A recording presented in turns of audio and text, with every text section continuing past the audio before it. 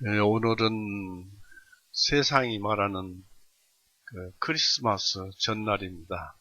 항상 12월 25일로부터 3일 전에는 반드시 동지가 들어있어요. 그러니까 지난주, 오늘 일요일, 어제 토요일, 금요일 날이 동지입니다. 그것은 이제 태양신 우상숭배에서 나온 그것을 우리 그리스도교와 접목시켜서 카톨릭에서 만들어낸 예수님 탄생일을 이렇게 정한 것입니다. 왜냐하면 동지서부터 3일이 지나면은 부활절인데, 그렇죠. 이제 부활절, 예수님 탄생일인데, 그것은 이제 예수님이 3일 만에 부활하셨다 하는 그 의미를 담아서 12월 25일을 예수님 탄생일로 하는데, 실질적인 것은 신년 춘분이 막 지난 그 달의 보름달이 6월절이니까 그날서부터 쳐서 뒤로 6개월 후에가 예수님 탄생일로서 대략 치면은 10월 초순경 이때에 이제 예수님 탄생일인데, 우리도 그때쯤에서 탄생일이 예수님 탄생을 기념하는 날이었으면 우리도 그런데 신경을 쓰고 이렇게 많은 노력을 할 텐데, 왜냐하면 사람도 생일날을 찾고 그런데 예수님 이 땅에 오신 것을 축하드려야겠죠. 그런데 예수님께서는 영원서부터 있었으니까 탄생일이라는 것이 의미가 없어요. 그러나 이 땅에서는 우리가 이 땅에 사는 한은 예수님이 오셨기 때문에 그날을 기념하기보다 마음속에서 기억하고 감사한 마음으로 우리가 지내야 할 것입니다. 그래서 우리가 그런 의미를 삼아서 오늘 말씀을 찾아봅니다. 마태복음 1장 성경 말씀, 마태복음 1장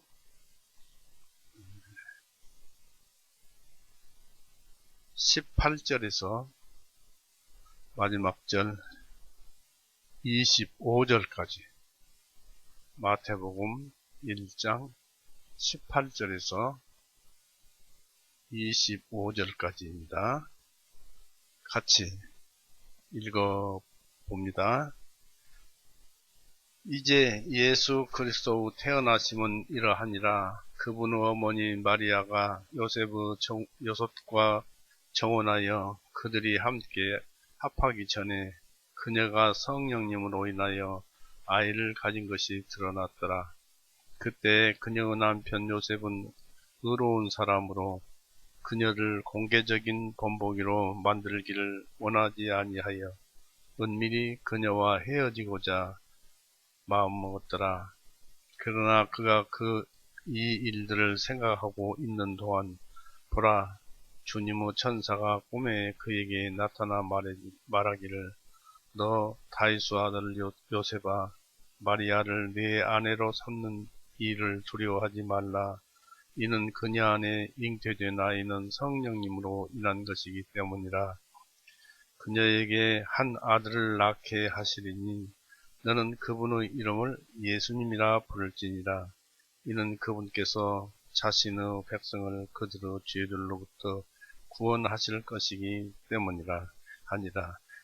이제 이 모든 일이 성취된 것은 선지자를 통하여 주님에 대하여 말씀하신 것을 성취하려 하시니니, 말씀하시기를, 보라, 한 처녀에게 아이를 갖게 하여 한 아들을 낳게 하실 것이요, 사람들이 그분의 아들을 임마누엘이라 부르리니, 이를 해석하면 하나님께서 우리와 함께 계심이라 함이라. 그때 요셉이 집에서 잠에서 깨어 일어나 주님의 천사가 그에게 지시해준 대로 행하여 그녀를 자기 아내로 삼았고 그녀의 맏아들을 낳기까지 그녀를 알지 아니하였다가 아들을 낳으니 그가 그분의 이름을 예수님이라 부르니라. 기도할 수 있습니다. 사랑이 많으신 하나님 아버지, 오늘 또 은혜의 날을, 구원의 날을 베풀어 주시면 감사드립니다. 또 지금으로부터 2000년 전에 우리를 죄로부터 구원하시기 위해서 예수님을 이 땅에 보내시고, 그분의 죽으심으로, 그 은혜로, 그 공로로 우리가 주님과 함께 죽었고 주님과 함께 살았으며, 죄에 대해서 죽었고 죄에 대해서 살았으며, 이제 우리는 주님의 품에서 살 날만을, 마지막 때만을 기다리고 있습니다. 그 사는 날 동안 주님을 항상 감사하고 또 고맙게, 또 그러면서 주님의 영광을 위해서 사는 우리가 되도록 인도하여 주시옵소서. 주님의 말씀은 능력이요 영생이요 살아있으며 우리에게 항상 언제나 역사를 베풀어 주시는 줄 압니다. 주님께서 오늘 이 시간도 함께 하여 주시옵소서. 그리고 바라옵기는 우리 교회 이런 저런 일로 또 육신으로 인해서 몸이 아파서 나오지 못한 형제 자매들이 있습니다. 그들의 마음도 어루만져 주시고 또 지켜주셔서 모든 것이 주님을 섬기는데 부족함이 없도록 하게 하여 주시옵소서. 끝나는 시간까지 함께 하여 주시옵소서. 우리를 죄에서 영원히 구원해 주시고 지금은 하늘 보좌 우편에서 우리를 중보하시는 우리 구세주 예수 그리스도 이름으로 하나님 아버지께 기도 올려옵나이다. 아멘. 네, 반갑습니다. 처음에도 말씀드렸지만은 크리스마스는 우리는 지키지는 않지만은 그래도 예수님께서 오신 것은 생각해 봐야 할 거 아닌가 이렇게 생각을 합니다. 요한복음에서도 3장에서 보니까 아주 하나님께서 이런 훌륭한 말을 하셨습니다. 3장 16절에 이는 하나님께서 세상을 이같이 사랑하사 이처럼 사랑하사, 예수님께서 피 흘리고 죽기까지 사랑하시는, 곧 그것은 하나님이 사랑하시는 것인데 이처럼 사랑하사 그분의 독생하신 아들을 주셨으니 이것은 누구든지 그를 믿는 자는 멸망하지 아니하고 오히려 영원한 생명을 얻느니라. 이 일을 위해서 하나님께서 예수님을 이 땅에 보내주셨습니다. 그래서 예수님은 성령님으로 잉태되시고 성육신하셨어요.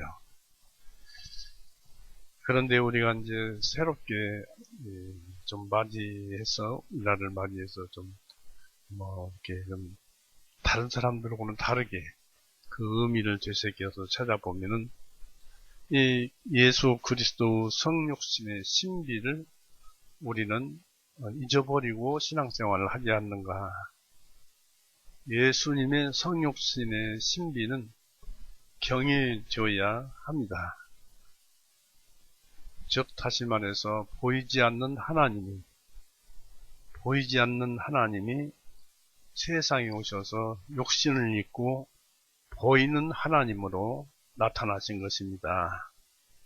그래서 이렇게 예수님이 이 세상에 온 것을 사람들은 자기들 사는 방식대로 해서 예수님 탄생을 따지거나 또 파고들어서 여러 가지 말들을 만들어냅니다만은 우리는 파고들어서도 안 되고 오직 존경하고 공경하고 놀래야 할 뿐입니다. 어찌 하나님께서 이렇게 이 세상에 오셨는가? 보이지 않는 하나님이 이렇게 보이는 하나님으로 오셨는가. 너무나 놀라고 감사해야 할 것입니다. 그래서 신명기 29장 29절을 보시면은 29절에 은밀한 일들은 주 우리 하나님께 속하나 드러난 일들은 영원히 우리와 우리 자손에게 속하나니 이는 우리로 하여금 이 율법의 모든 말씀들을 행하게 하십니다 했는데, 이 말씀 속에서 은밀한 일들은 우리 하나님께 속하였다. 보이지 않는 하나님이 어떻게 이 세상에 왔는가 하는 그 주위에 보이지 않는 것들은 하나님께 속해 있고, 하나님이 이 세상에 오셔서 보이는 하나님으로 드러나 주신 것은 우리에게 속한 것이다는 얘기입니다. 그리고 이제 그 성령의 방법으로 자연인들을 만들 때, 우리가 지금 부모가 자식을 낳고 결혼해서 자식을 낳습니다만은 자기가 자식을 낳는 것이 아니고 하나님의 섭리, 성령님의 원리와 능력에 의해서 자식을 낳는 것입니다. 그렇기 때문에 이 자식을 낳는 것도 성령님의 능력으로 해서 낳는 것입니다. 그래서 성령의 방법으로 자연인들을 만들 때 여자의 태 속에서 어떻게 뼈들이 형성되는지, 왜 그래야만 하는지, 우리가 과학적으로는 DNA가 있어서 합쳐서 이렇게 해서 사람이 만들어진다고 합니다만은, DNA는 왜 만들어졌는지, 왜 또 DNA란 방법으로 가지고 사람이 잉태되고 그래야만 하는지, 그럴 까닭은 무엇인지 우리는 알 수가 없습니다. 그래서 신비는 신비대로 놔두는 것입니다. 우리는 전혀 그런 것을 알 수 없습니다. 전도서 11장을 보세요.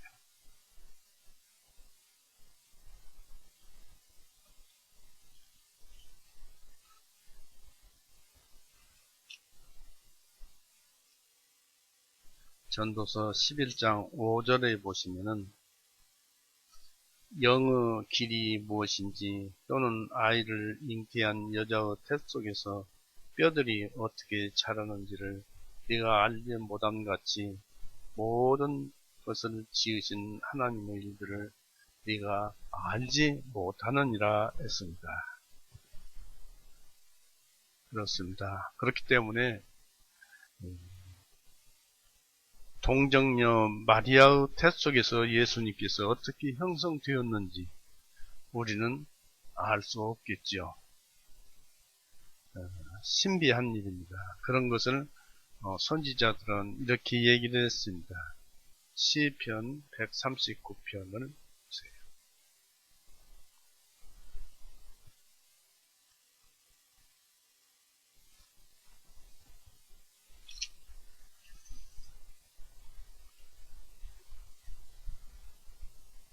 시편 139편 13절에서부터 봅니다.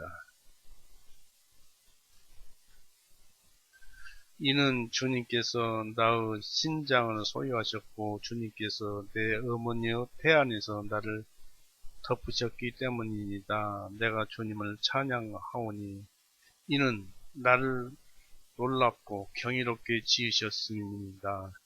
주님의 행하신 일들의 기이함을 내 혼이 잘 아나이다. 내가 은밀한 가운데 지음을 받고 땅의 가장 낮은 부분들에서 기묘하게 지음을 받았을 때 나의 형체가 주님으로부터 숨겨지지 아니하였나이다. 주님의 두 눈은 아직도 불완전한 나의 형체를 보셨으며 나의 지체들이 아무것도 없이 형성되어가는 중에 주님의 책에 그것들이 다 기록되어 있었나이다. 주님의 책에 어떻게 해야 되겠다 하는 것이 다 기록되어 있더라, 그런 얘기입니다. 그러니까 태어나는 것만 책에 기록되는 것이 아니고 살아가는 일순간 하나하나도 성령님의 섭리, 하나님의 섭리 속에서 다 기록되어진 대로 나가더라. 예, 하나님은 뜻하신 바대로 나갑니다. 그래서 창세기에서부터 계시록까지 모든 일이 예수님의 손바닥 위에 다 올려져 있다 이것입니다. 그래서 우리가 앞으로 어떻게 살 것, 우리가 죄를 지을 것, 안 지을 것도 하나님은, 곧 예수님은 다 알고 계십니다. 그런 사람들을 죄에서 용서해 주신 것은 놀라운 일입니다. 그런데 이렇게 동정녀 마리아의 태에서 탄생하신 분은 하나님이시요 사람이셨습니다. 보이지 않는 하나님이 보이는 하나님으로 이 땅에 오신 것입니다. 우리 그 주님의 모친인 마리아는 요셉과 청혼, 곧 약혼하셨는데 이는 하나님의 허락하심이었습니다. 신명기 20장 7절에는 여자와 약혼은 했지만은 데려오지 못한 그 남자의 예가 기록되어 있는데 살펴보시겠습니다.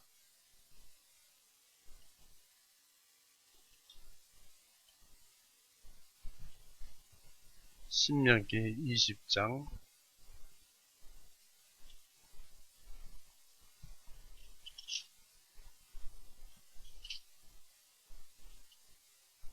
7절을 보십시오.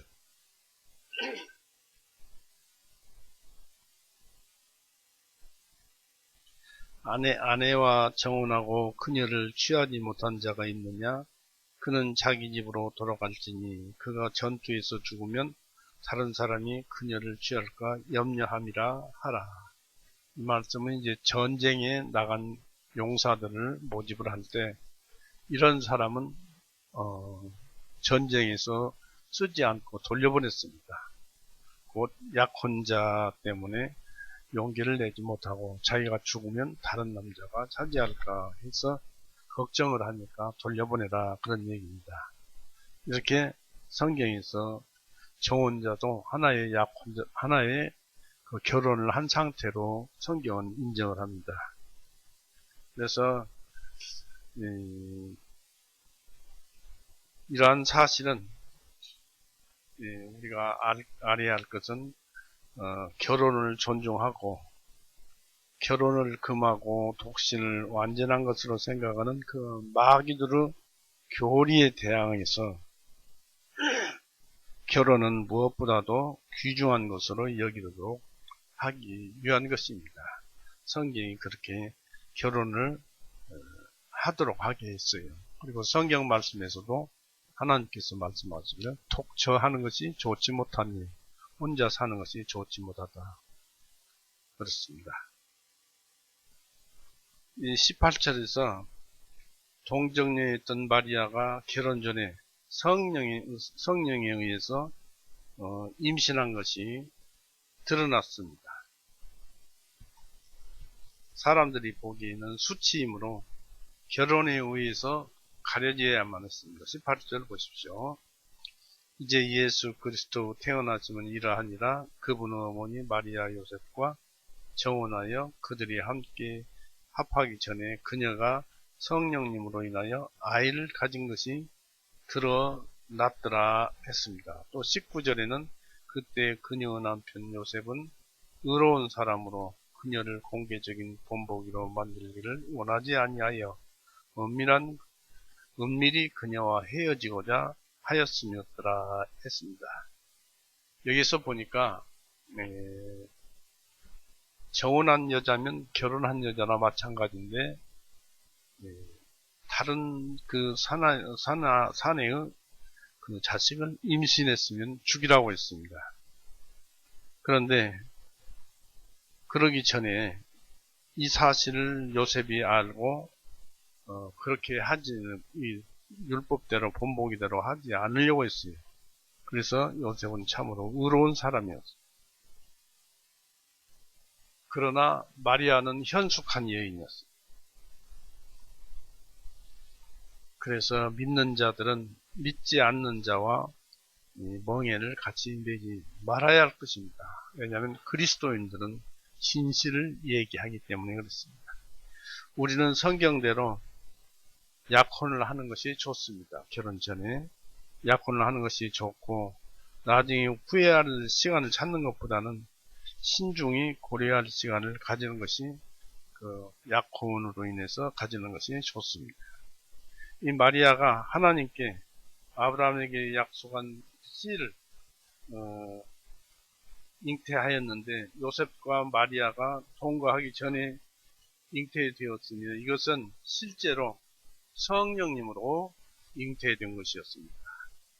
성령님은 모든 원리와 모든 능력이 다 있고 현재 이 세상 모든 것을 섭리하시는 전지전능하신 분입니다. 그 성령님에 의해서 잉태가 된 것입니다. 그분에 의해서 사람도 만들어졌지만요. 경이적인 기적 중에 기적이었습니다. 성령으로 해서 여자에게 잉태된 것이. 그런데 이 사실이 요셉에게 알려진 것은 어떻게 알려졌을까요? 이 마리아가 사촌 엘리사베스 집에서 석 달간을 지냈습니다. 거기서 머물러 있다가 돌아온 후였을 것입니다. 누가복음 1장 56절.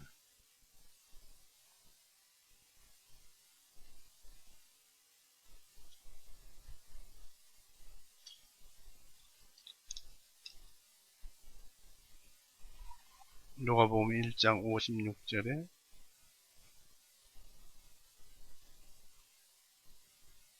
마리아가 약 석 달쯤 그녀와 함께 지내다가 자기 집으로 돌아갔더라 했습니다.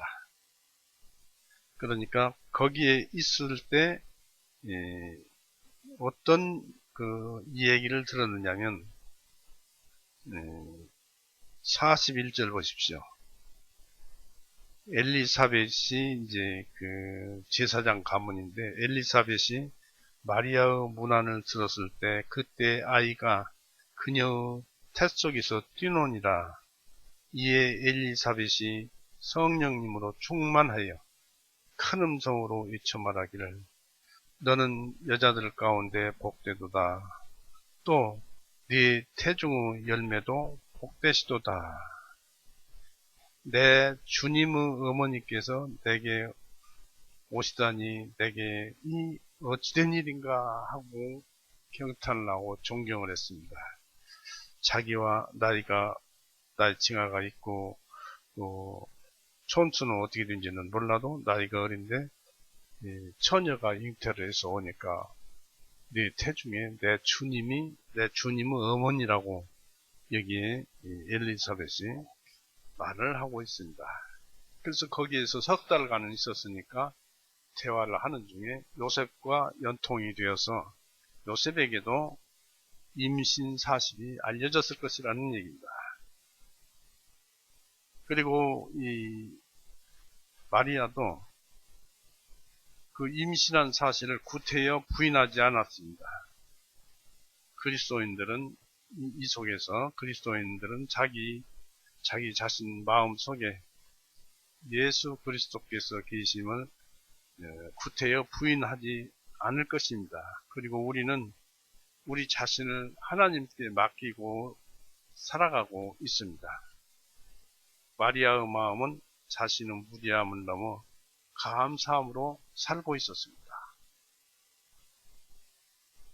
하박국 2장 4절에 보면 의인은 믿음으로 말미암아 살리라 했습니다. 누구를 믿습니까? 하나님 곧 예수님을 믿지요.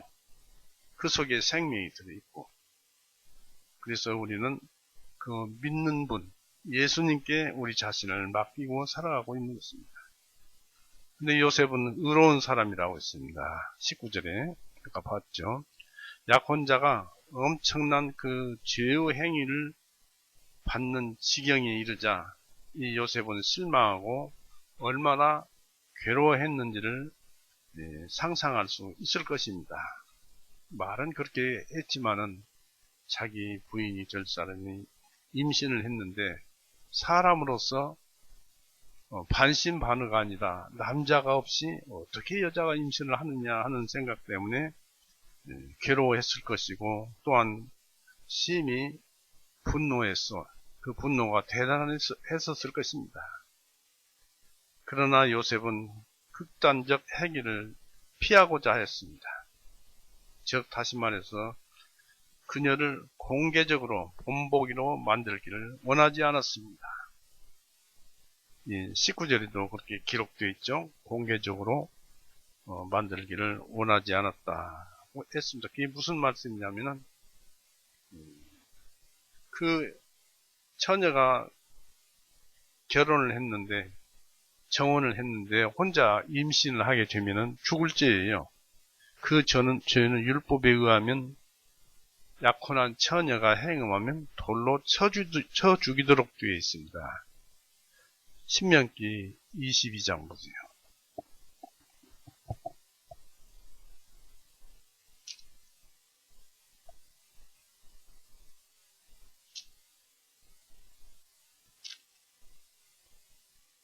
신명기 22장 23절 24절.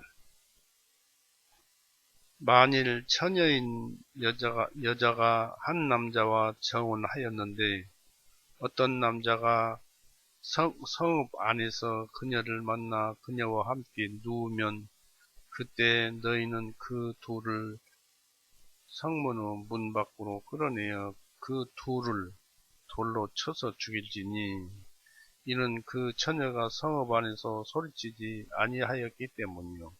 그 남자는 자기 이웃의 아내를 비천하게 하였습니다. 이와 같이 너는 너희 중에서 악을 제거할지니라 했습니다. 이렇게 결혼을 안 했어도 정혼을 했으면 누가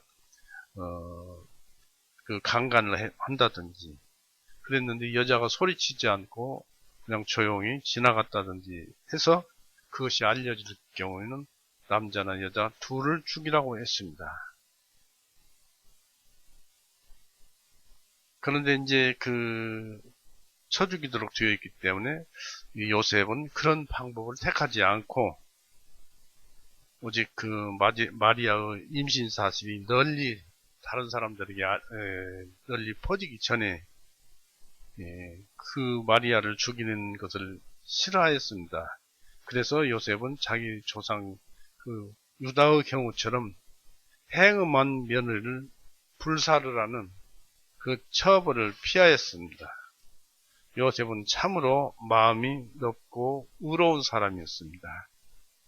유다는 자기 며느리가 행음한 것을 알고 불사를 하고 했는데 창세기 38장 보세요.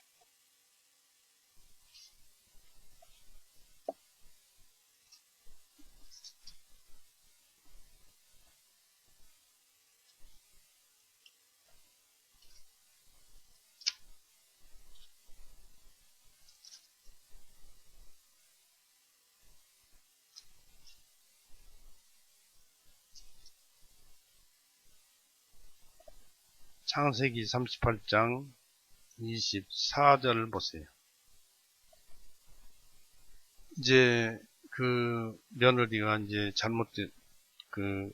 며느리가 꾀를 내서 유다와 이제 그 씨를 받으려고 그런 일을 했습니다만은 24절에 3개월가량이 지나니 누군가가 유다에게 이야기하여 말하기를 내 며느리 다말이 창녀짓을 하였다. 보라, 그녀가 음행하여 아이도 잉태하였느니라 하니 유다가 말하기를 그녀를 끌어내어 그녀를 불태워 죽이리라 하매 했습니다. 이처럼 유다는 아주 그냥 성격이 불같은 성격이었는데 이렇게 요셉은 마음이 온화하고 그런 사람이었습니다. 참으로 마음이 넓고 온화한 사람이었습니다. 또 의로운 사람이었습니다. 그래서 어떻게 해서든지 마리아 구할 것을 모색하였습니다. 여기서 보듯이 율법의 엄격함은 때로는 최고의 악법이 될 수가 있습니다. 그래서 어떤 경우에는 양심이 율법보다 온화할 때가 있습니다. 범죄는 한순간의 실수로 인한 경우가 있고, 또 그래서 그를 온화하게 대하면은 곧 본래의 상태로 돌아올지도 모릅니다. 그런데 위협은 그것이 비록 정당한 것이라도 경계에 두어야만 하는 것이다. 그런 뜻입니다. 요셉은 은밀히 그녀와 헤어지고자 하였습니다. 19절에 보니까 은밀히 그냥 조용히 이혼장을, 요셉은 이혼장을 줌으로써, 마리아에게 이혼장을 줌으로써 혼인을 조용히 묻어버리려 하였습니다. 지혜로운 자의 말은 조용한 가운데서 들리게 됩니다. 조용히 하려고, 처리하려고 했죠. 예수님께서도 마지막 숨을 거두시기까지 다투시거나 소리내지 않으셨습니다. 조용히 우리 죄를 대신하셔서 피 흘리고 죽으셔서, 죄에 대해서 죽으셔서 우리 모든 죄를 다 용서하신 것이죠. 이 그리스도인들은 사람들의 허다한 죄를 덮어줘야 하겠습니다. 예수님의 본을 따르면 그래야 합니다. 이 요셉은 천사로 인해서 이러한 곤경을 쉽게 면하였습니다. 20절, 21절 보세요. 그러나 그가 이 일들을 생각하고 있는 동안, 그러니까 그 마리아를 이혼장을 써줘서 조용히 이제 내보내려고 그렇게 생각할 때, 20절에 그러나 그가 이 일들을 그렇게 생각하고 있을 동안에 보라, 주님의 천사가 꿈에 그에게 나타나 말하기를 너 다윗의 아들 요셉아 마리아를 내 아내로 삼는 것을 두려워하지 말라. 이는 그녀 안에 잉태된 아이는 성령님으로 인한 것이기 때문이라. 그녀에게 한 아들을 낳게 하시리니 너는 그분의 이름을 예수님이라 부를지니라. 이는 그분께서 자신의 백성을 그들의 죄들로부터 구원하실 것이기 때문이라 하니라고 했습니다. 다시 말씀드려서 그가 이 일들을 생각하고 있을 동안 보라 했습니다. 이 요셉은 당장 어떻게 해야 할지 알지 못할 때 천사가 꿈에 나타나서 해결책을 주신 것입니다. 여기서 보면 그리스도인들은 어려울 때 생각하지 않는 사람이 아니라 생각하는 사람인 것입니다. 어떻게 하면 좋을까? 어떻게 처리하면 좋을까? 그냥 화를 내는, 생각하지 않는 사람이 아니라 생각하는 사람인 것입니다. 요셉의 고뇌를 주님께서 아셨어요. 그래서 하나님의 해결책을 요셉에게 주신 것입니다.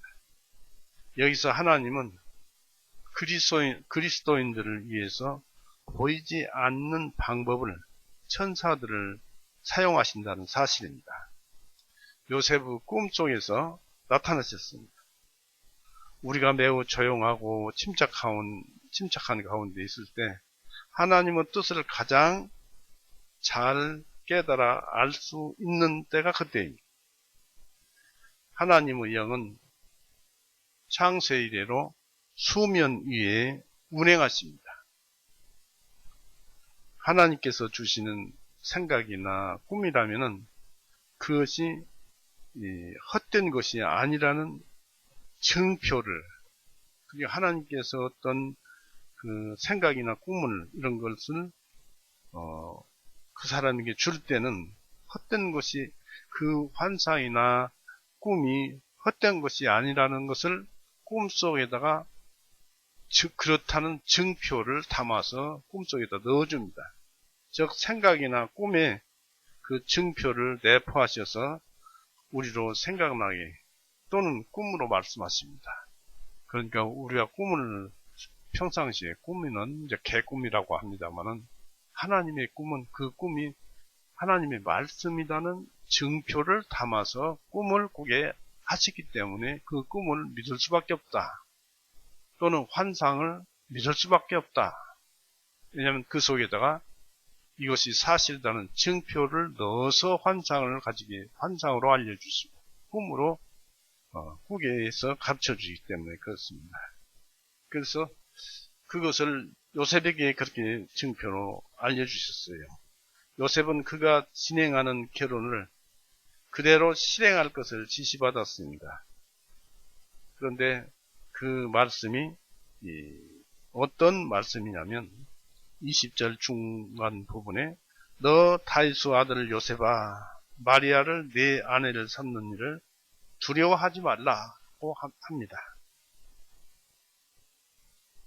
그러니까 요셉으로서는 충격적인 그런 말이었을 것입니다.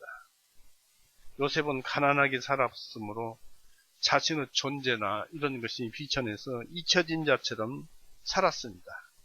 그러나 놀랍게도 모든 사람들이 아는 대로 다윗의 후손으로 오실 메시아와 그와의 관계에 대한 이 놀라운 사실을 받아들일 준비를 하게 하였던 것입니다.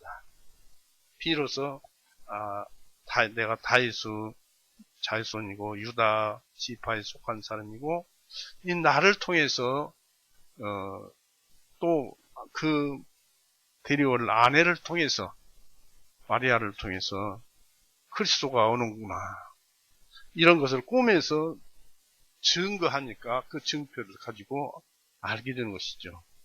이것을 알았을 것입니다. 미가서 5장 한번 보십시오. 이스라엘 사람이라면은 다 율법을 아니까 미가서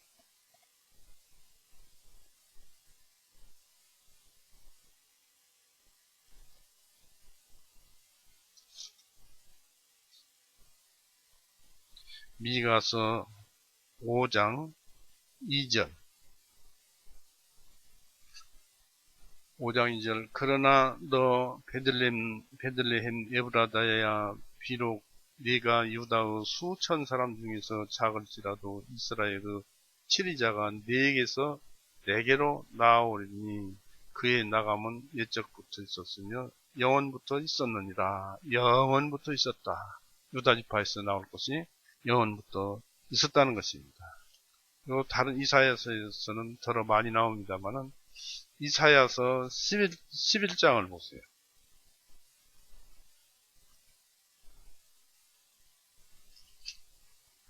이사야서 11장 10절에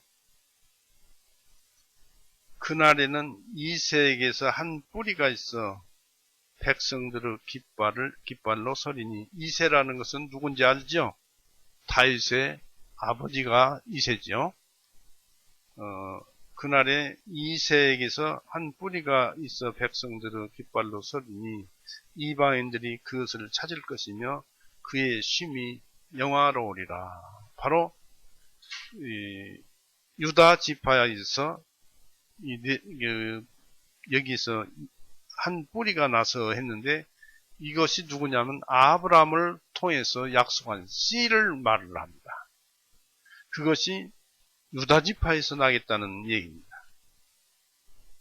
이것을 성경을 알고 있는 이런 말씀이 여기저기 기록되어 있으니까 이것을 알고 있는 요셉은 놀랍게도 이게 내가 선택되었구나 라는 것을 꿈속을 통해서 나구나 라는 것을 알게 된 것입니다. 이게 증표입니다. 그러면서 너는 두려워 말라. 너 출생, 너 다시 태어남을 두려워하지 말라. 내 아내와 함께 그리스도를 영접하는 것을 두려워 말라 하신 것입니다. 요셉은 이 말에 오히려 더 두려워했을지도 모릅니다. 그러나 이러한 두려움이 하나님의 더 큰 은혜라는 사실입니다. 그만큼 가까워졌다는 얘기입니다. 여기서 요셉은 정혼자가 잉태한 일을 비로소 알게 되었습니다. 이로써 마리아로 말미암아 최고의 영광에 요셉은 동참할 수 있게 된 것입니다.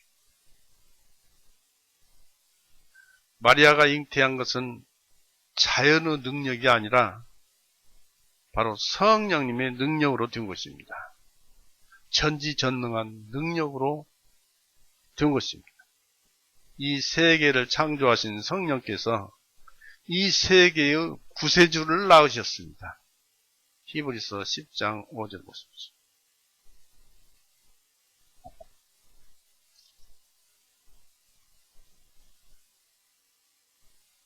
10장 5절 그러므로 그리스도께서 세상에 들어오실 때에 말씀하시기를 희생물과 예물을 주님께서는 원하지 아니하시고 오직 나에게 그분께서 한 몸을 예비하셨도다 했습니다. 한 몸을 성령님을 통해서 마련하게 하신 것입니다. 하나님께서. 그래서 성경은 여자에게 나셨다고 갈라디아서 4장을 보세요. 예수님은 또 갈라디아서 4장에 여자에게 나셨다. 갈라디아 4장 4절에 충만한 때가 오매 하나님께서 자신의 아들을 보내시어 여자에게 나게 하시고 율법 아래 있게 하신 것은 그래서 예수님께서 여자에게 나게 하셨다라는 얘기입니다. 그리고 예수님은 하늘에 오신 둘째 아담이었습니다. 우리 죄를 용서하시기 위해서 오신 둘째 아담이었어요. 고린도전서 15장 47절에 그렇게 기록되어 있죠. 첫째 사람은 흙에서 나서 땅에 속하나 둘째 사람은 하늘로부터 오신 주님이시라 신이라. 이분이 아담, 둘째 아담. 하나님의 아들이시지만 그 예수님의 모친의 본체를 나누어 가지심으로써 태의 열매라고 했습니다. 누가복음 1장 42절에 아까 봤죠? 태의 열매라고 했습니다. 태의 열매라고 불리우셨고 예수님께서는 그리스도께서는 죄악 중에 잉태되어 조성되지 않기 위해서 일반적인 출생을 피하셨습니다. 이런 점에서 예수님은 놀라운 분입니다.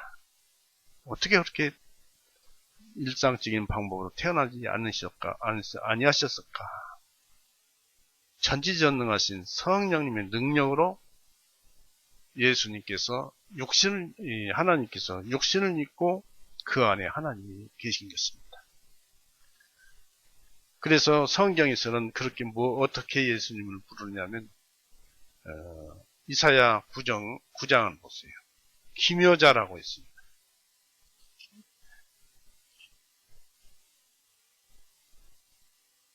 이사야 9장 6절 보시면은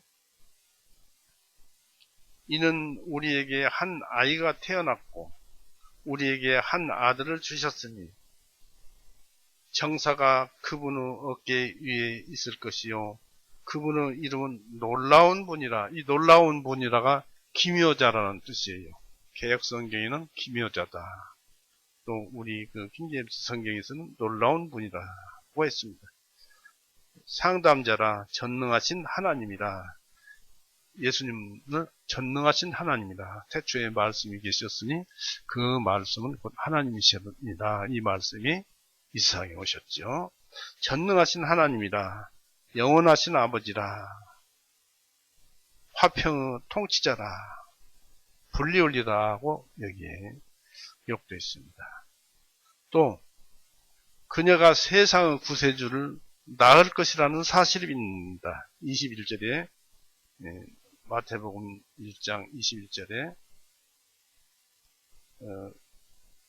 그 마리아가 아들을 낳을 것인데 딸도 아니고 아들을 낳을 것이라고 했어요. 1장 21절에 그녀에게 한 아들을 낳게 하시리니 했습니다. 아들을 낳을 것인데 이름을 예수, 즉 구원자라고 부르라고 하였습니다. 예수님은 모세가 이루지 못한, 즉 율법이 연약하여 할 수 없는 일을 이루신 주님이십니다. 율법으로는 아무것도 완전케 할 수 없고 그래서 로마서 8장 3절 보십시오. 거기에 분명히 이것이 큰 그 성경의 해법입니다만은 로마서 8장 3절에 이는 율법이 육신을 통해서는 연약하여 할 수 없었기 때문에 율법이 육신이 연약하기 때문에 율법이 이것은 해서는 된다, 이것은 안 해서는 된다 하는 그 큰 법을 내려서 사람으로 하여금 행하게 하지만은 욕심이 연약해서 도저히 율법을 이룰 수가 없더라는 얘기입니다. 그 뜻이 이런 율법이 육신을 통해서는 연약하여 할 수 없었기 때문에 하나님께서는 자신의 아들을 죄 있는 육신의 모양으로 보내시고 죄 없지만 죄 있는 육신의 모양으로 이것 때문에 마리아의 몸을 나눠가지고 주신 것입니다. 육신의 모양으로 보내시고 또 죄를 인하여 그 육신 안에 죄를 정죄하셨나니 예수님은 죄가 없지만 하나님께서 세상 죄를 넘기셨어요. 세상에 있는 죄를 몽땅 예수님에게 넘김으로써 세상의 모든 죄가 다 넘어갔어요. 예수님께. 즉 창세 이래로 계시록 마지막 심판 때까지 모든 죄가 예수님에게 넘어갔어요. 이것을 믿는 것이 우리가 교회를 다니는 목적이기도 합니다. 그렇다면 여러분의 죄가 다 예수님에게 넘어갔다면 여러분의 죄는 하나도 없는 것입니다. 이것을 믿는 것을 우리가 믿는 것이 아니고 이런 사실을 알게 됨으로써 성경에서 빛이 흘러나오는데 그것은 바로 너를 이렇게 해서 죄를 용서해 놨단다라는 하나님의 음성입니다. 빛입니다. 그것을 듣고서 그렇군요 하고 알게 되면 구원을 받는 것입니다.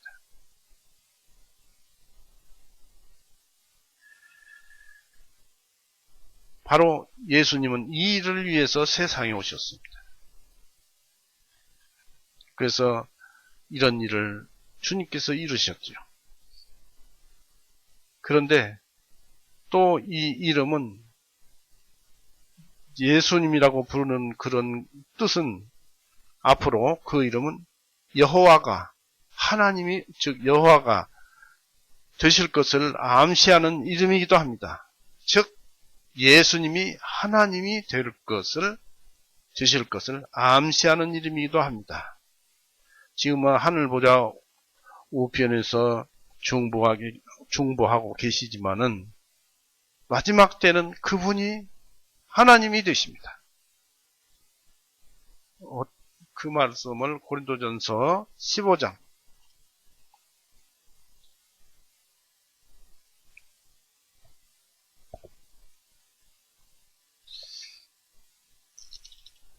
고린도전서 15장 27절에서부터 봅니다. 이는 주님께서 모든 것들을 자신의 발 아래 두셨기 때문이라. 그러나 주님께서 모든 것들을 그분 아래 두셨다고 말씀하실 때 모든 것들을 그분 아래 두신 그분은 해당되지 아니한 것이 분명하로다. 이제 하나님을 가리키는 것이죠. 그런데 그러므로 모든 것이 그분에게 굴복당할 때에는 아들 자신도 모든 것을 자기 아래 두시는 그분께 친히 복종하시리니 했습니다. 모든 것이 그분에게 하나님께 굴복당할 때에는 아들 자신도 예수님께서도 모든 것을 자기 아래 두시는 그분 하나님께 친히 복종하시리니 하나님께서 모든 것 안에서 모든 것이 되시려 하심이라. 하나님이 바로 모든 것 안에서 모든 것이 되신다는 것은 모든 것은 바로 예수님이 모든 것입니다. 그런데 그 모든 것이 되신다는 것은 하나님이 예수님이 되신다는 얘기입니다. 하나님이 예수님이 되시겠다는 것입니다. 그러니까 예수님은 하나님이지. 골로새서 3장 보세요.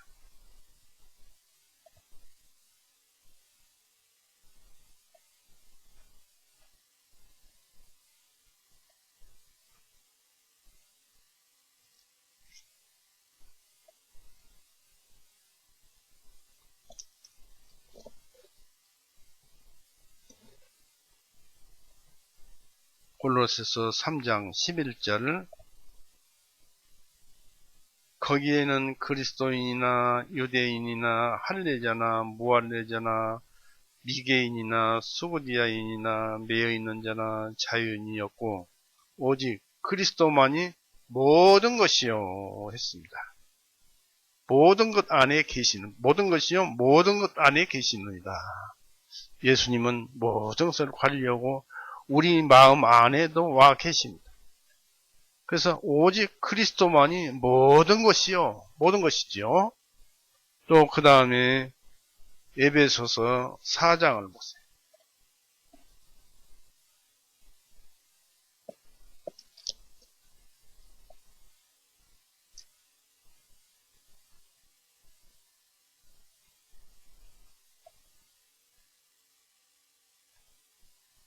에베소서 4장 6절 하나님도 한 분이시니 곧 모든 것의 아버지이시니라. 그분께서는 모든 것 위에 계시고 모든 것을 통하시며 너희 모두 안에 계시느니라. 그러니까 하나님께서는 지금 모든 것 위에 계시고 모든 것을 통하시며 모든 것은 예수님이시죠. 예수님 위에 계시며 또 모든 것을 통하시며 예수님을 통하시며 너희 모두 안에 계시느니라 했습니다. 예수님을 통해서 하나님은 우리 안에 계신다 라는 말씀을 여기에 합니다. 그런데 고린도전서 15장 28절 다시 보시면은 그분께서 친히 복종하시리니 예수님께서 친히 복종하시리니 하나님께서 모든 것 안에서 모든 것이 되시려 하십니다. 하나님이 예수님이 된다는 얘기입니다. 그러면 예수님은 하나님이 되시죠. 예, 무엇을 말씀드리냐면 이 말씀은 하나님께서 예수님이 되시겠다는 뜻이고 또 그렇게 되면은 예수님이 행한 모든 일은 하나님의 행위가 되는 것입니다. 우리를 교회에 나오게 하고 교회를 형성해서 예수님을 찬송하게 하고 기도하게 하고 성경으로 우리를 키우는 것은 이 교회의 머리가 예수님이십니다. 그래서 예수님이 모든 것을 하셔요. 구원도 예수님이 주십니다. 그런데 마지막에 하나님이 모든 것이 되시면은 지금 우리가 말씀하고 우리가 교제하고 듣고 하는 것이 전부 하나님의 행위가 된다. 그런 얘기입니다. 그런 뜻을 담고 있어요. 그러니까 우리는 그렇게 해서 예수님이 하나님이 되신다는 것, 이제 그런 뜻을 여기에 밝혀놓은 것입니다. 태초에는 2000년 전에는 말씀이 육신이 되셔서 오셨지만 이제는 모든 일이 끝날 때는 하나님이 되신다는 것을 우리는 알아야 할 것입니다. 그러므로 예수님은 자기 백성을 끝까지 구원하실 수 있으시고 그분만이 영생을 가지고 있는 것입니다. 그래서 우리가 예수님 안에 있고 믿기 때문에 영생을 같이 소유하고 있죠. 그런데 이제 다시 본문에 들어가서 이 이름을 예수님이라 부르게 하는 이유는 21절에 보면 마태복음 1장 21절에 보면 이름을 예수님이라고 부르게 하는 이유는 그분께서 자신의 백성을 그들의 죄들로부터 구원하실 것이기 때문입니다. 21절에 보면은 그녀에게 한 아들을 낳게 하시리니 너는 그분 이름을 예수님이라 부를지이다. 그렇게 부르라고 하는 이유는 예수님이 구원자라는 뜻인데 구세주라는 뜻인데 이는 그분께서 자기의 백성을 그들의 죄들로부터 구원하실 것이기 때문이다 했습니다. 자신의 백성이라는 것은 유대인만이 아니라 아버지의 부르심에 의해서 주님을 알게 되는 믿는 모든 자들을 말하는 것입니다. 여기서 할 것은 그리스도께서는 인간을 구원하시되 죄에서 구원하신 것이 아니고 죄로부터 구원하셨어요. 여기에 그렇게 기록되어 있죠. 백성을 그들의 죄들로부터 구원하실 것이기 때문이 있습니다. 죄에서 구원하신다는 것은 어느 죄를 지으면 그 죄에서 구원하신다라는 얘기인데, 죄는 있고 다시 그 속에서 죄가 있으니까 그 하나의 죄에서 구원하신다는 얘기인데, 죄로부터라는 것은 모든 죄들을 얘기하는 것입니다. 그래서 여기에서 말씀하시는 것은 21절에 말씀하시는 것은 그들의 죄들로부터, 모든 죄로부터 구원하실 것이라는 얘기입니다. 그게 참 말이 아달고 그래서 이 성경이 참 확실합니다. 그래서 우리는 이렇게 해서 믿어서 모든 죄들로부터 구원을 받았지요. 그러니까 예수님은 이 죄로부터 구원하시고 당신의 죽으심의 공로로 허물된 죄에서 구원하시며 또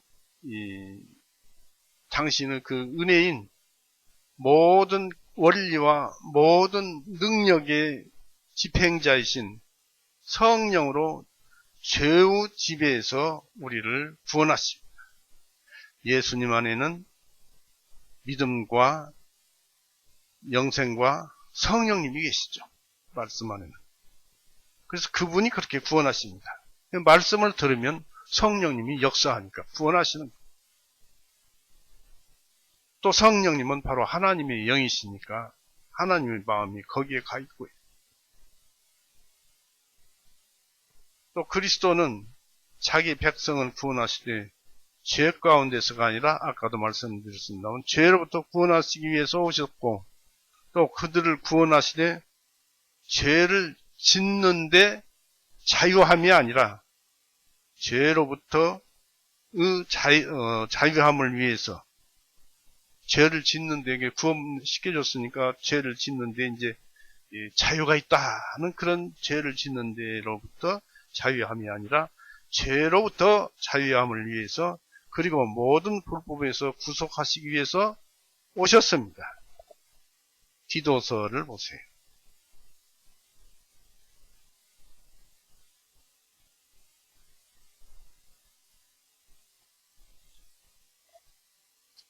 히브리서 앞에 디도서 2장 14절.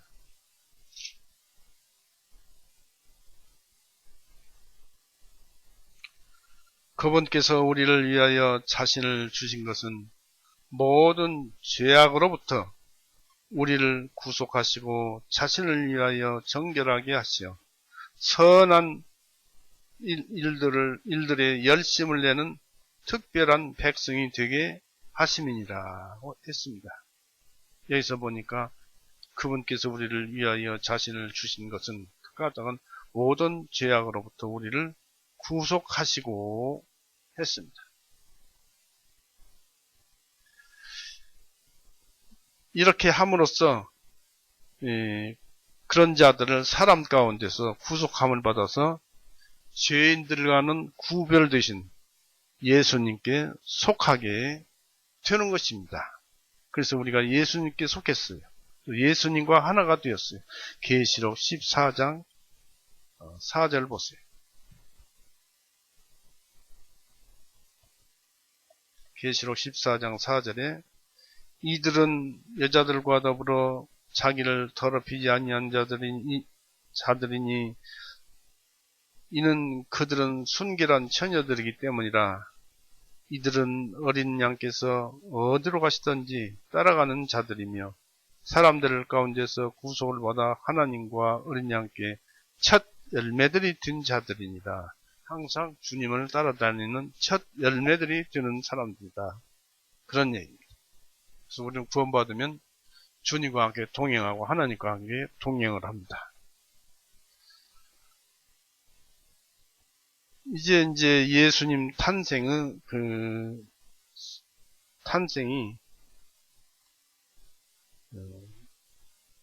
성경 말씀이 예수님 탄생이 바로 성경 말씀으로 인한 것인데, 성경 말씀이 성취된 것이 22절, 23절에 나옵니다.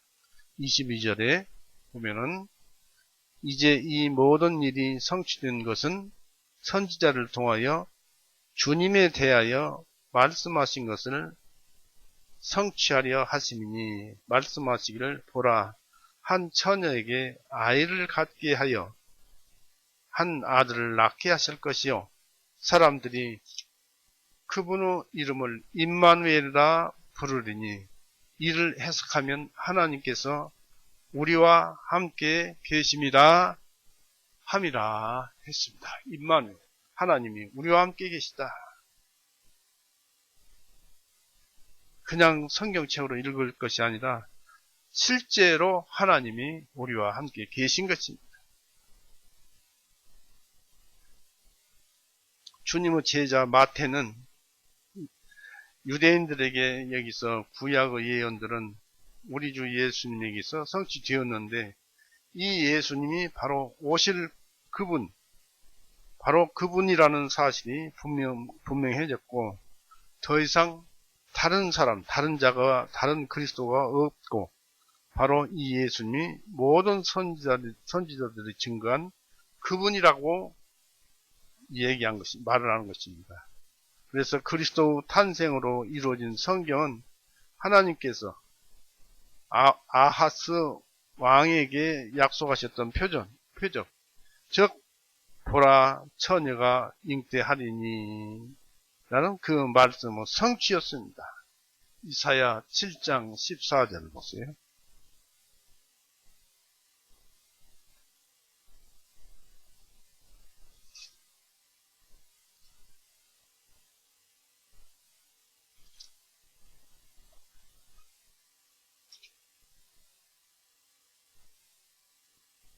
이사야 7장 14절에 그러므로 주님께서 친히 너희에게 한 표적을 주시니 보라 처녀가 잉태하여 한 아들을 낳으리니 그의 이름을 임마누엘이라 하리라. 이 말씀을 주신 내력이 10절부터 나옵니다.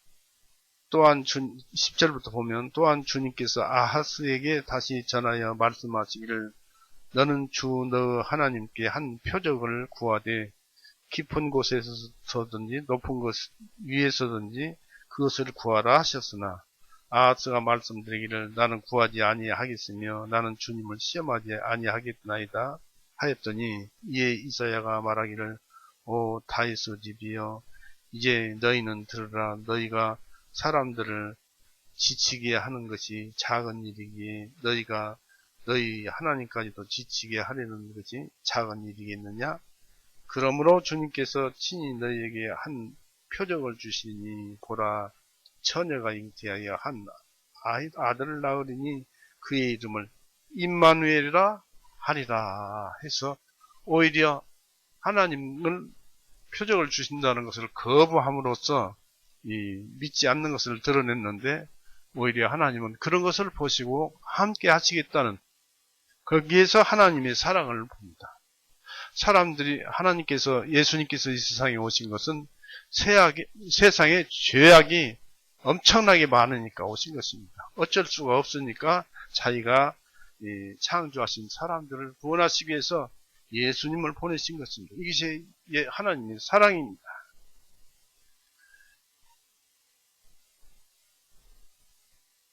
여기서 인용된 예언은 보라라는 말로 시작되고 있는데 이 말씀은 주의와 하나님을 찬탄할 것을 요구하는 말씀입니다. 이 말씀으로 예언이 시작된 것은 읽어봤습니다만은 하나님께서 육신으로 현현되신 사실이 의심할 여지 없이 유리한 것임이 비밀임을 이 예언이 말해주고 있기 때문입니다. 바로 이 주어진 표적은 메시아가 처녀에게 태어날 것이라는 것입니다. 처녀가 잉태할 것이고 그리고 그 동정녀로 말미암아서 메시아가 육신으로 현현되실 것이었습니다. 성경대로 그리스도가 동정녀의 몸에서 처녀의 몸에서 나신 것입니다. 처녀 몸에서 나신 것은 초자연적이고 전혀 특별한 것이 되어야만 했습니다. 왜냐하면 흠없고 순결하며 어떠한 죄의 오점도 없으셔야 했기 때문에 여자에게 나게 하신 것입니다. 이 표적에 의해서 입증된 진리는 그리스도는 하나님의 아들이시며 하나님과 사람 사이의 중보자라는 사실입니다. 인성을 지니셨고 신성을 지니셨고 육신을 입었으니까 인성을 지니셨고 성령님으로 잉태된 말씀이 잉태되었기 때문에 신성을 지니셨습니다.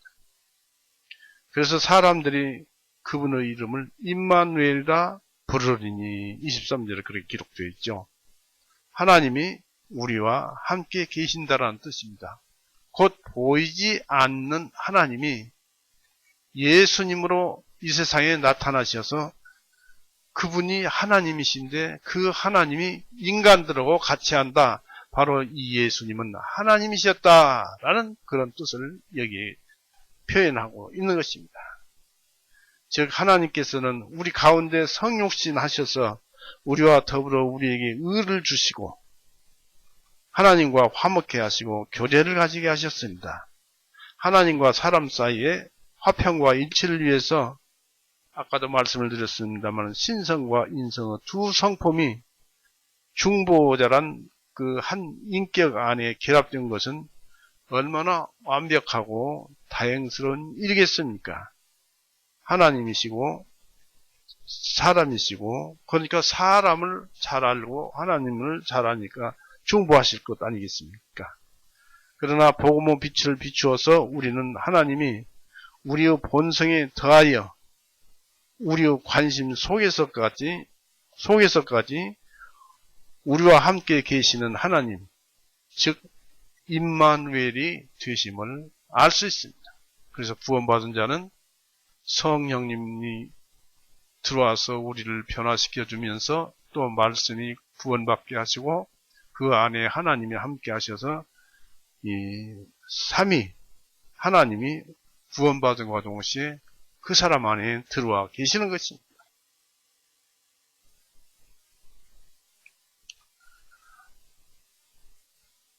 이런 일이 얼마나 영광스러운 일이겠습니까? 그분이 이루신 구원은 하나님과 사람이 하나가 되는 것입니다. 하나님처럼 되는 것이 아니라 하나님과 사람이 구별되지만 하나가 되었어요. 이것이 바로 이 주님이 계획하신 것인데 우리를 하나님과 함께 지금 살게 하신 것은 지금 우리의 형편입니다. 이래 봬도 우리 속에는 예수님이 계시고 하나님이 계시고 성령님이 계시는 것입니다. 이런 것을 우리는 얼마나 위대하고 놀랍고 당당합니까? 그런데 사람들은 믿음이 약하니까 이런 사실을 제대로 알지 못하고 이것을 누리지 못하고 또 자기를 더 하나님께 가까이 가게 하지 못하고 있습니다. 이 하나님의 명령에 대한 요셉의 순종이 24절에 기록되어 있죠. 찾아봅니다. 24절을 마태복음 1장 24절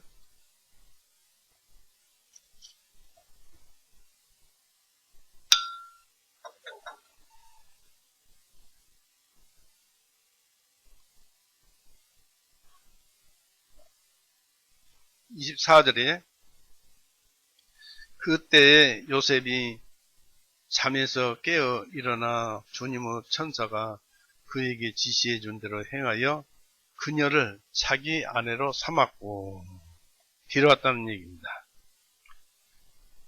바로 잠에서 깨어난 후에 꿈에서 받은 그 감동으로 인해서 주님의 천사가 지시한 대로 그대로 행하여서 마리아를 데려왔던 것입니다. 요셉은 이 일을 지체하지 않고 기쁘게 행하였습니다. 오늘날 우리는 이와 같은 특별 지시를 기대해서는 안 됩니다. 요셉처럼 이렇게 특별한 하나님의 지시를 기대해서는 안 됩니다. 그렇지만 하나님께서는 아직도 우리가 의심스러우면 하나님께서 가르쳐 주시는데 우리가 의심스러워 하면은 여러 가지 방법, 즉 섭리와 암시, 생활하는 가운데 이런 저런 생활로 인해서 이 하나님께서 이루어 주신 것을 보고 또 하나님께서 하시는 것을 보고 우리가 하나님의 그 지시를 알 수가 있습니다. 그래서 그 섭리의 암시나 또는 우리 양심의 갈등, 이것을 하려고 보니까 양심의 갈등이 오고 이런 것은 하나님께서 너 그걸 하면 안 돼 라고 말을 하고 계신다는 얘기입니다. 이것이 양심의 갈등이에요. 이렇게 말씀하시고 계십니다. 또는 신실한 충고의 그 충고를 통해서 이제 알 수가 있습니다. 이렇게 하면 안 돼. 친구들이 이렇게 하면 좋아. 이렇게 하면 안 돼. 하는 것은 하나님께서 섭리로서 그 사람을 보내서 하게 하는 것입니다. 그래서 섭리로 그렇게 말을 합니다. 그렇게 당신의 의도를 전달을 하십니다. 이런 모든 방법을 통해서 그러나 반드시 기록된 성경의 일반적인 규칙을 적용하면서 우리 삶의 모든 단계를 행하되 특히 요셉의 경우와 같이 삶의 위대한 전환점에서 우리는 하나님으로부터 오는 지시를 받아야 합니다.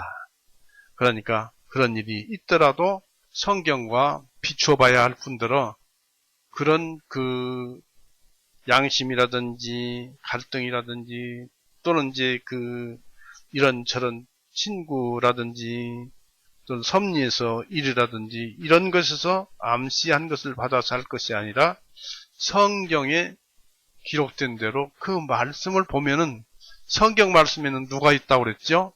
예수님이 계시고 성령님이 계시고 하나님이 계시니까 거기서 빛이 비추어요. 우리 마음이 성경 말씀에 합일이 되면은 마음이 거기에 가 있으면 성경 말씀에서 빛이 비추어요. 그 빛이 우리가 어떻게 행해야 할 것을 알려주는 빛이 되어서 우리에게 들어오는 것입니다. 그래서 우리는 행하면 되는 거예요. 그래서 성경 말씀이 명하시는 대로 행하는 것이 안전하고 평안하다는 것을 성령과 함께 발견하게 될 것입니다. 하나님께서 이제 아브라함에게 맹세하신 약속의 말씀이 성취되었습니다. 마리아는 맏아들을 낳았습니다. 아브라함에게 네 씨가 해서 아브라함과 이삭과 야곱을 통해서 말씀하신 그 씨가 바로 예수님이시죠. 바로 이분이 바로 마리아를 통해서 맏아들로 태어나신 분, 바로 예수 그리스도이셨습니다. 이에 대한 자세한 사항은 어떻게 태어나셨는가 하는 것은 누가복음 2장 한번 보세요. 누가복음 2장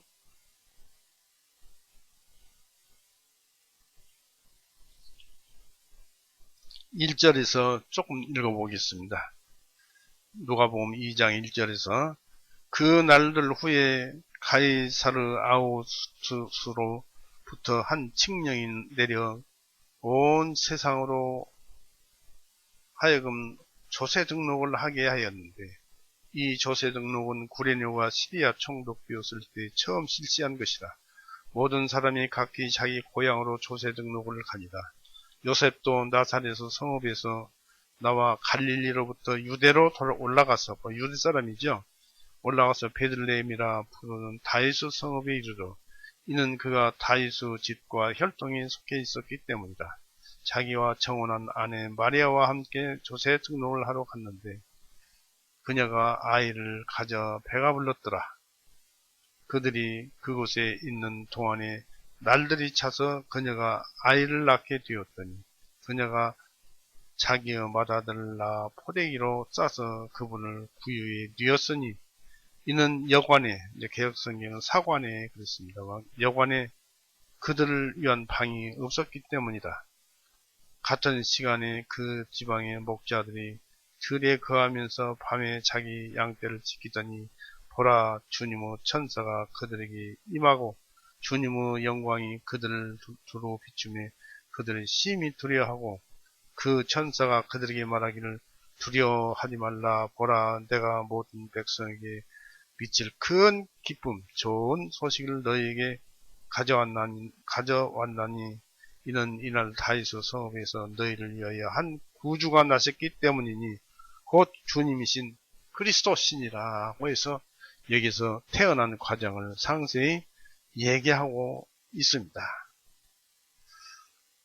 이 요셉은 마리아를 아내로 맞이한 후에는 마리아가 성령으로 잉태된 주님을 낳기까지 마리아와 동침하지 아니하였다고 했습니다. 보시죠. 25절. 그녀 맏아들을 낳기까지 그녀를 알지 아니하였다가 아들을 낳으니 했습니다. 그러니까 예수님을 임신한 동정녀 마리아를 데려왔는데 임신 중에 그 남녀 사이에 어떤 관계를 하지 않았다는 얘기죠.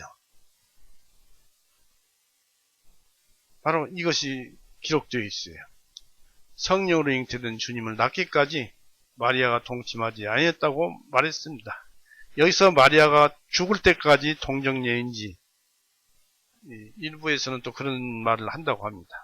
동정녀인지 아닌지를 두고 논란이 많다고 합니다. 그러나 마리아가 맏아들을 낳음으로써 동침하지 말아야 할 이유가 없어진 후에는 율법에 따라서 요셉이 마리아와 함께 살았다는 사실을 암시한다고 말을 합니다. 출애굽기 21장 보세요.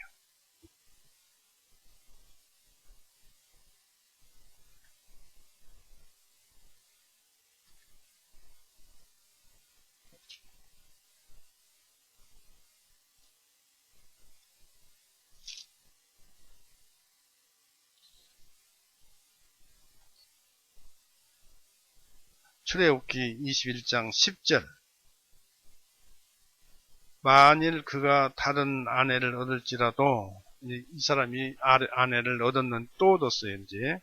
그런데, 만일 그가 다른 아내를 얻을지라도, 그녀의 양식과 의복과 그녀와의 혼인의 의무는 그가 줄이지 못할 것이니라. 다른 아내를 얻었어도, 이 남녀 관계는 가지고 있어야 하고, 먹을 것도 주고, 이것도 주고, 다 해야 한다. 이것이 이제 율법에 기록되어 있습니다. 그러니까 이런 사실로 미루어서 이제 동정녀로서 이제 동정녀가 아닐 수가 있다, 아니다라는 얘기죠. 이 그리스도는 맏아들이셨습니다. 그가 많은 형제들 가운데 맏아들이 된 것은 주님이 만유 위에 뛰어나셔서 모든 사람에게 뛰어나게 보이기 위함입니다. 로마서 8장 29절 보세요.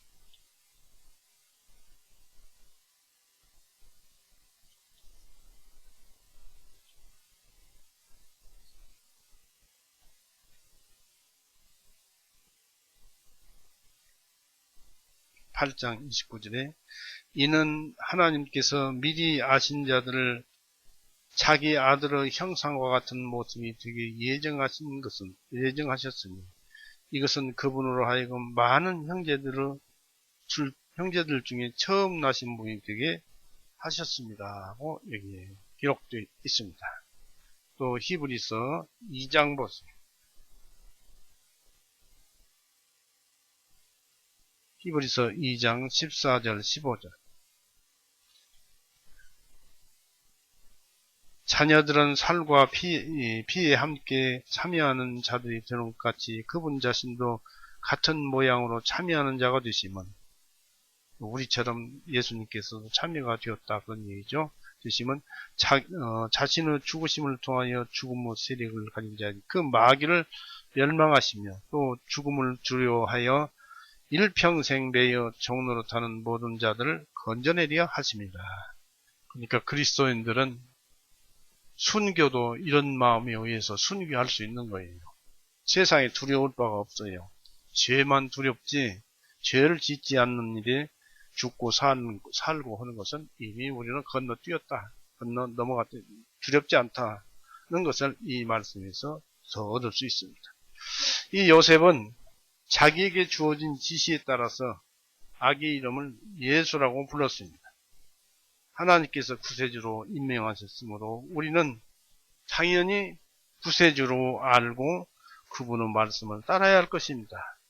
우리 구세주는 땅에서는 평화요, 저 높은 곳에서는 영광입니다. 누가복음 2장 13절, 14절 읽고 마치겠습니다.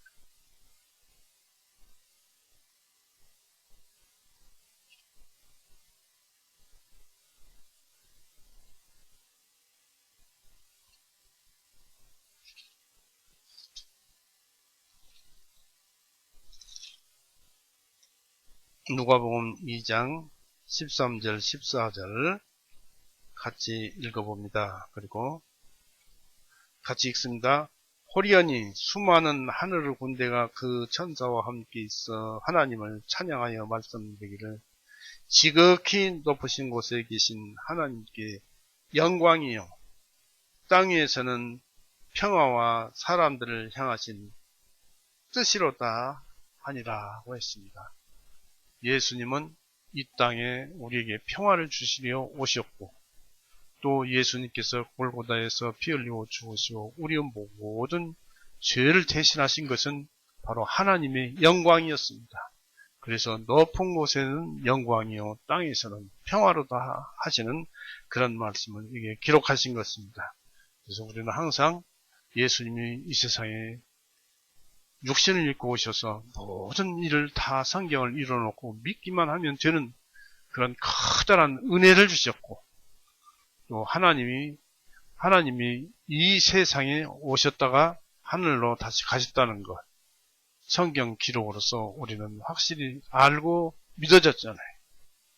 그래서 의심 없이 성경 말씀을 더욱 알아가면서 자기의 심령을 키워나갑시다. 마치겠습니다. 같이 기도하시겠습니다.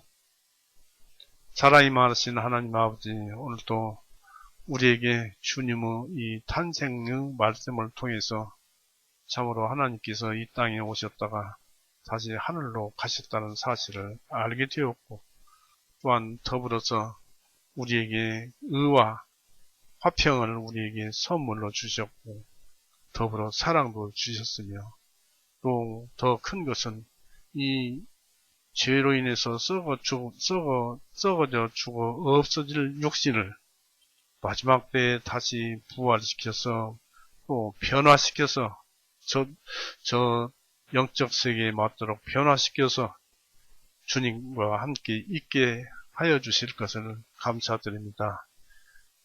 주님이야말로 하나님이시요 주님이야말로 말씀이요 능력이요 하나님이심을 우리가 알게 되었습니다.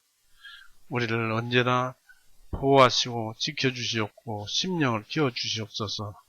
저희 교회에 아프신 분들이 들어 있습니다. 주님께서 돌봐주시고 지켜주시옵소서. 또 많은 사람들 주님께로 인도하는 우리가 되도록 우리 마음에 주님의 성령을 부어주시옵소서. 언제나 주님만 의지하고 갑니다.